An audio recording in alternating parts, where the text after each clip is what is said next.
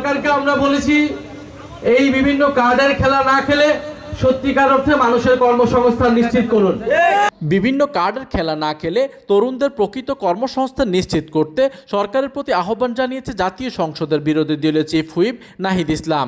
শুক্রবার সন্ধ্যায় নেত্রকোনার মোহনগঞ্জে জুলাই পদযাত্রার এক পথসভায় তিনি এসব কথা বলেন।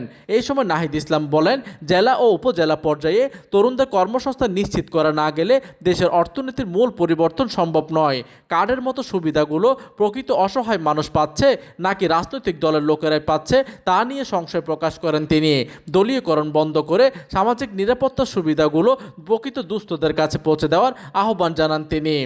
এই সময় তিনি হুঁশিয়ারি দিয়ে বলেন, তরুণরা জীবন দিয়ে বৈষম্যহীন দেশ গড়েছে, তাই কোনো ধরনের দুর্নীতি, সন্ত্রাস ও চাঁদাবাজিকে বরদাস্ত করা হবে না। এই সময় পথসভায় এনসিপি নেতা সার্জিস আলম ও ফাহিম রহমান খান পাঠান সহ কেন্দ্রীয় নেতৃবৃন্দ বক্তব্য রাখেন।